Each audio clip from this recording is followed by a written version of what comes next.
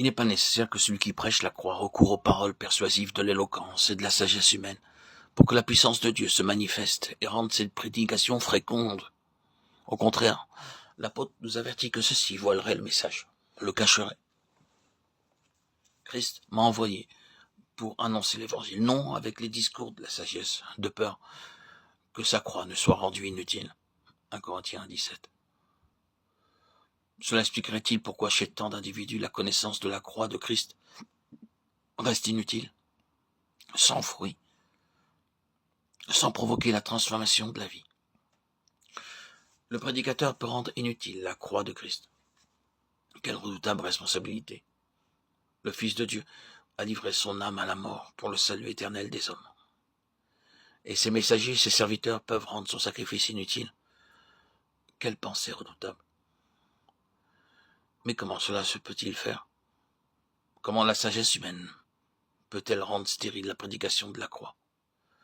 Ne serait-ce pas que l'homme préoccupé de rhétorique, de forme oratoire, n'a pas été lui-même saisi par la croix de Christ, par la folie de la croix, où le moi est crucifié, de ce qu'il n'est pas comme Paul, l'esclave de Christ, de sorte qu'il se préoccupe surtout de la forme de son discours et attire l'attention sur le messager plutôt que sur le message, sur la forme plutôt que sur le fond, sur le serviteur plutôt que sur le maître.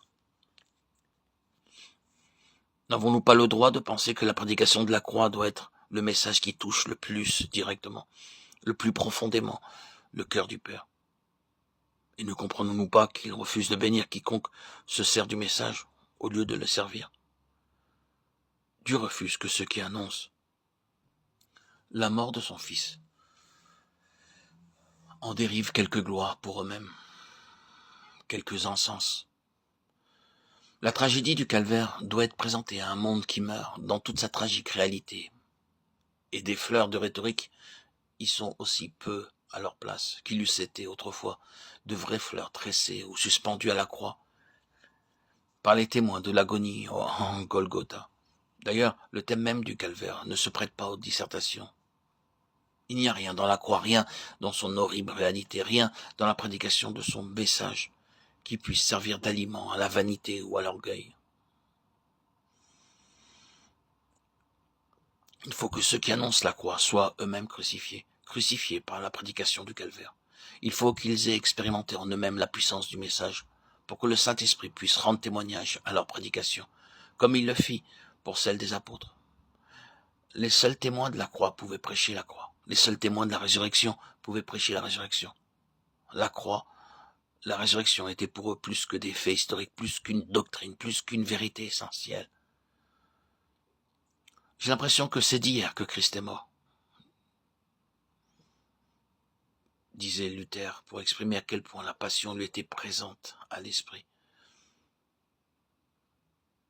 C'est ainsi que le Saint-Esprit révèle la croix encore aujourd'hui à ceux que Dieu appelle à l'annoncer, de sorte qu'ils sont auprès des hommes porteurs d'un message vivant. Et même ce message les possède, à ce point que toute pensée d'eux-mêmes est consumée.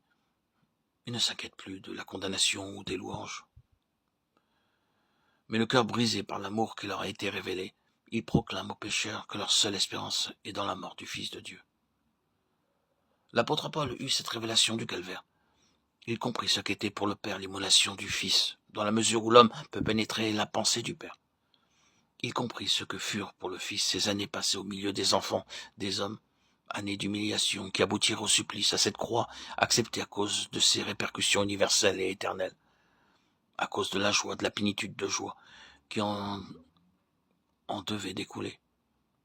Et, faisant taire toute considération de race, de situation, d'orgueil, l'apôtre, à son tour, entra dans le sillage du Maître pour devenir le messager de la croix. Bien que celle-ci dût devenir sa croix à lui, bien qu'il dût être, à l'exemple de son Maître, crucifié, méprisé, rejeté. Paul, esclave de Jésus-Christ, écrit-il dans ses épîtres. Et il a un sentiment si profond d'obligation vis-à-vis du Christ qu'il écrit « Malheur à moi, si je ne prêche pas l'Évangile ».